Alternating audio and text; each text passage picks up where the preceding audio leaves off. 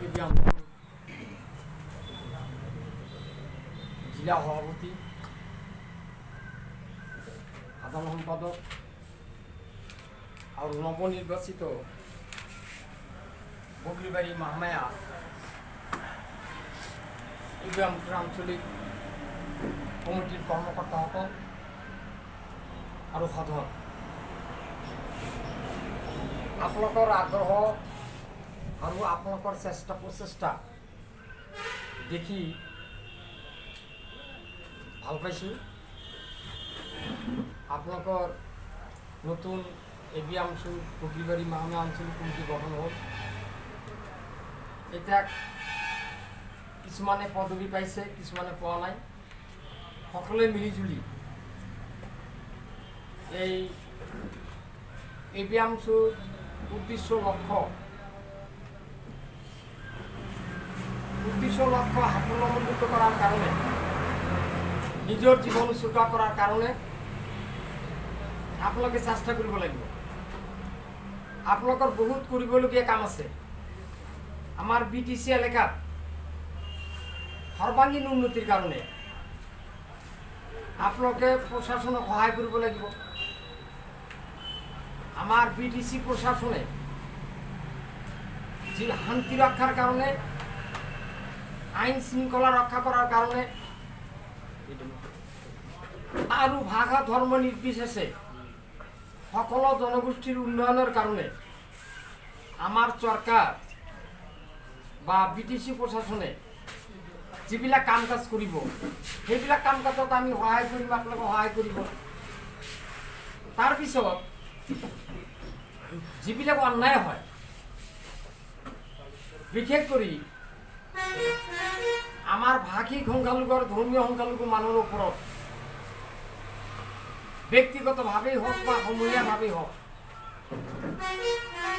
অগণতান্ত্ৰিকভাৱে বেআইনীভাৱে যদি কোনো অন্যায় কৰা হয় বা কোনো বঞ্চিত কৰা হয়, তেনেহ'লে তাৰ বিৰুদ্ধে মাৰবন্দী থিয় হ'ব লাগিব। আপোনালোকে এহাতে কলম,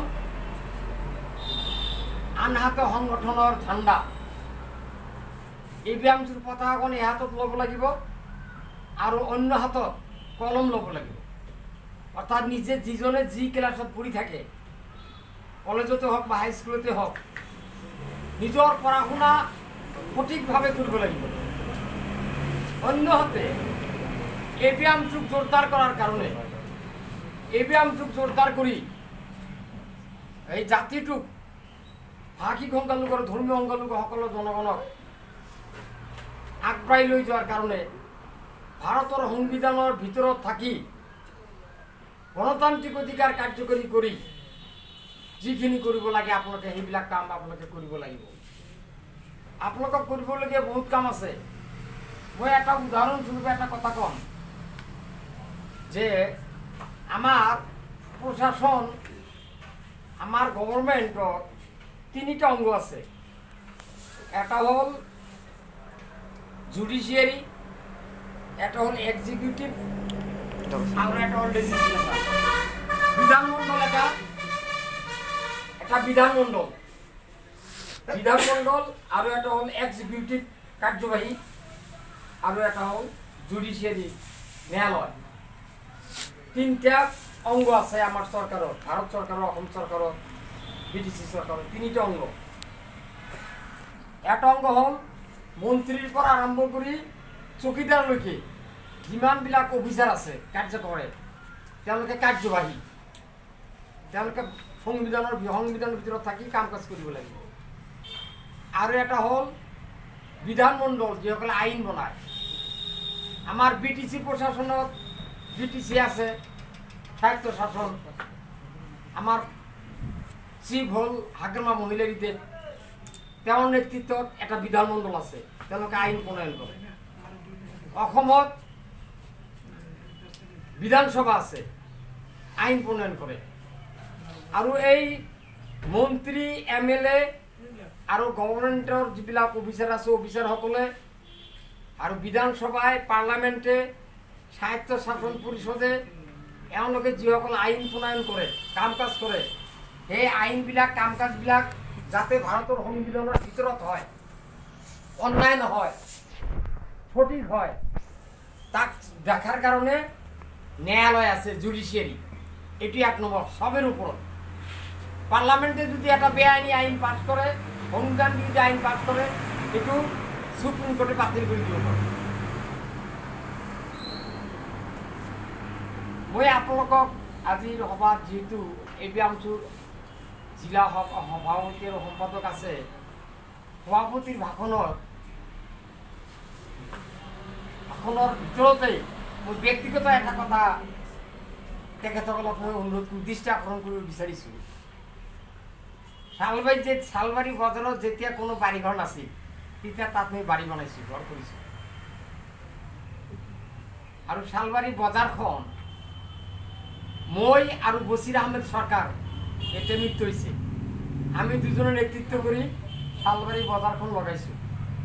তার কারণে আমি একদিন অ্যারেস্ট হয়েছিল, লক আপ করা নাই, কিন্তু আমাকে আন্ডার অ্যারেস্ট করি, অ্যারেস্টত রাখি আমাক থানাত বুবাই রাখিছিলে শালবাৰী বজাৰ হৈ গ'ল। মোৰ ঘৰটো তাতে আছে। 1990 চনত আপোনালোকক এটা কথা জনাব বিচাৰিছোঁ, APTC ন্যায়ালয়ের অর্ডার অকার্যকরী করে পেলাই রাখা হয়। ন্যায়ালয়ের সবের উপর ন্যায়ালয়ে যে অর্ডার দিয়ে এই অর্ডার কার্যকরী নকরি পেলাই রাখা হয়, এটা একটা অন্যায়। আপোনালোকে হাইকোর্টর আর সুপ্রিম কোর্টর বা ন্যায়ালয়ৰ অৰ্ডাৰবিলাক যাতে সোনকালে কাৰ্যকৰী কৰা হয়, তাৰ কাৰণে আপোনালোকে দাবী কৰাটো উচিত। মই ব্যক্তিগতভাৱে দৃষ্টি আকৰ্ষণ কৰিব বিচাৰিছোঁ, 90 চনত এই শালবাৰী রাজাপাড়া পার্ট 1 119 নম্বর দাগত 2 বিঘা মাটি মোর আর এজন বেলেগ মানুষ মৃত্যু হয়েছে। দুখীয়া মানুষ, আমি BPL দরিদ্র মাকাতলৰ মানুষ। আমাৰ নামত সেটেলমেন্ট দিয়াৰ কাৰণে 4 মাহৰ ভিতৰত সেটেলমেন্ট দিবলৈ কৈছিল আৰু আমাক উচ্ছেদ কৰিবলৈ মানা কৰিছিল মহামান্য হাইকোৰ্টৰ চিফ জাষ্টিস গুৱাহাটী উচ্চ ন্যায়ালয়। এই অৰ্ডাৰটো আজিলৈকে পৰি আছে। এতিয়ালৈকে ডিসির অর্ডার মতে, SDOর অর্ডার মতে, হাইকোর্টের অর্ডার মতে ল্যান্ড ম্যাজিস্ট্রেট বোর্ডত এপ্রুভ করেছে, কিন্তু BTCয়ে NOC নিদিয়ার কারণে SOই রেকর্ড কারেকশন করব পারা না। এটা কথা হল যে এই বিষয়টো লৈ মই আপোনালোকৰ দৃষ্টি আকৰ্ষণ কৰিম। আজি মোৰ একমাত্ৰ সন্তান শেখ বাইজিতুৰ ৰহমান, মোৰ ল'ৰাটো আপোনালোকৰ সংগঠনত যোগদান কৰিলে, আপোনালোকে এটা পদবীও দিছে। তেওঁ ক্লাছ 10ত পঢ়ি আছে, ফাইনেল ইয়াৰ এইটো। এই ফাইনেল ইয়াৰটো ভাল কৰি পড়াশোনা কৰাৰ পাছত কলেজ লাইফত তেওঁ APM-চু কৰিব, এইটো মোৰ নিৰীক্ষণ। মই BTC এলেকাত মই ছাত্ৰ জীৱনত অল ইণ্ডিয়া ষ্টুডেণ্ট ফেডাৰেশ্যন কৰিছিলোঁ। অল ইণ্ডিয়া নেশ্যনেল কাউন্সিলৰ মেম্বাৰ আছিলোঁ মই অসমৰ পৰা। অসমৰ জইণ্ট সেক্ৰেটাৰি আছিলোঁ, ভাইস প্ৰেসিডেন্ট আছিলোঁ। মোৰ ল'ৰা এটা সংগঠনত থাকিব লাগিব। ইয়াতো AISF নাই, ইয়াত ASU সিমান যোগদান নাই, AMSU সিমান যোগদান নহয়। আৰু APM-চুৰ লগতে কাম কাজ মই কৰি আছোঁ। APM-চুৰ মেইন মিটিঙত মই মাতিলে মই যোগদান কৰোঁ। মোৰ ল'ৰাটো APM-চু মেট্ৰিক পাছ কৰাৰ পাছত সক্ৰিয়ভাৱে কৰিব। এতিয়া খালি এই মাথন আপোনালোকৰ লগত লাগি থাকিব, আপোনালোকে ল'ব, আপোনালোকে চলাই ল'ব, শিকাব, জনাব, বুজাব, লিখা পঢ়াও যাতে কৰে আৰু কাম কাজখিনি যাতে কৰে। এই মোৰ কথাটো হ'ল, সেই মোৰ ঘৰটোত মোৰ এই ল'ৰাটোৱে থাকিব, মইতো মৰি যাম। মোৰ আজিকালি বয়স 60 হৈ গ'ল, চুগাৰ হৈছে, কিডনিৰ প্ৰব্লেম, বিভিন্ন ঝামেলা। কিন্তু অন্যায় দেখিলে তেজ গৰম হয়। সেইকাৰণে APM-চুৰ সমৰ্থনত মই থাকোঁ। APM-চুৰ মেইন মিটিঙত মই যাওঁ। APM-চুৰ পক্ষে মই জোরালো বক্তব্য রাখো। মই মানে গণতান্ত্রিকভাবে APM-চুক মজবুত করার কারণে, APM-চুর কারণে যেটা নিঃশ্বাস মই জীয়াই থাকিম, এই প্রতিটা নিঃশ্বাসত APM-চুর মঙ্গল কামনা করি, মই চেষ্টা করি। মোর যে দুঃখের বিষয়টো যে মহামান্য উচ্চ ন্যায়ালয়ের অর্ডার মতে মোক পাট্টা নিদি এনে পেলাই রাখিছে, এই বস্তুটোৰ ওপৰত কেতিয়াবা কোনো ডিষ্টাৰ্ব হ'ব পাৰে। আপোনালোকৰ দৃষ্টি আকৰ্ষণ কৰিলোঁ। আমাৰ জিলা সম্পাদক আৰ সভাপতি অনুৰোধ জানাইছোঁ, আপোনালোকে মোৰ এই বিষয়টো মোৰ নহয়, ন্যায়পালিকাৰ অধিকাৰ অৰ্ডাৰ ৰক্ষা কৰাৰ কাৰণে আপোনালোকে আগবাঢ়ি আহিব লাগিব, মোক সহায় কৰিব লাগিব। আৰু ময়ো একমত হৈ আপোনালোকৰ সহায় সহযোগ কাম কৰি যাম। আৰু মোক মুখ্য উপদেষ্টা হিচাপে আপোনালোকে নিয়োগ কৰিছে। মইতো উপদেশ দিয়াৰ ক্ষমতা মোৰ নাই। যিখিনি পাৰা যায় আপদে বিপদে সুখে দুখে আপোনালোকৰ লগত থাকিম আৰু আপোনালোকক সুপৰামৰ্শ আগবঢ়োৱাৰ কাৰণে যাতে সুমতি সুজ্ঞান আইনসঙ্গতভাৱে যাতে আল্লাই দিয়ে তাৰ কাৰণে আপোনালোকৰ দোৱা আপোনালোকৰ আশীৰ্বাদ কামনা কৰোঁ। আৰু আমাৰ সভাপতি আৰু সম্পাদকক ব্যক্তিগতভাৱে মই মোৰ হাইকোৰ্টৰ জাজমেণ্টটো আৰু DC কি অৰ্ডাৰ দিছিল, SDO কি অৰ্ডাৰ দিছিল, সেই অৰ্ডাৰ মতে লেণ্ড এডমিনিষ্ট্ৰেশ্যন বোৰ্ডে এপ্ৰুভ কৰিছিল। এতিয়া NSC অহা নাই। এই বস্তুবিলাক মই সোমাই সুযোগ মিলি চাই তেওঁলোকক মই দেখুৱাম। আৰু এই বিষয়টো মোৰ কাৰণে নহয়, মহামান্য ন্যায়ালয়ৰ অৰ্ডাৰ ৰক্ষা কৰাৰ কাৰণে। আৰু এনেকুৱা অকল মই নহয়, মোৰ মনে হয় এই BTC এলেকাৰ বহুত মানুহ আজি অন্যায়ভাৱে ন্যায়ৰ পৰা বঞ্চিত হৈ আছে, জাষ্টিছৰ পৰা বঞ্চিত হৈ আছে। এইবিলাকো আপোনালোকে চাব লাগিব। মানে সকলো মানুহৰ আপদে বিপদে সুখে দুখে, যেনেকৈ ধৰক উদাহৰণস্বৰূপে ক'ব বিচাৰিছোঁ,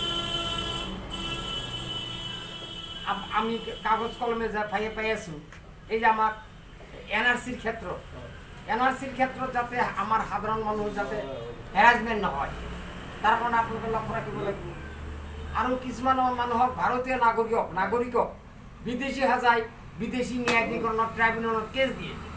দেখা যায় তেওঁলোকে কেছত জয়যুক্ত হয়, কাগজ পাতি থকা সত্ত্বেও উইদাউট ইনকোয়ারি, যাতে কোনো মানুহক এনেকৈ হেৰাছমেণ্ট নকৰে। এইবিলাক বস্তু আপোনালোকে চাব লাগিব। কিন্তু লগে লগে আপোনালোকৰ নিজৰ কলমটো নিজে যি ক্লাছত পঢ়ি আছে, ক্লাছত পঢ়া শুনাটো সঠিকভাৱে কৰি সমাজৰ কাম কৰাৰ কাৰণে আপোনালোকে আগবাঢ়ি আহিব।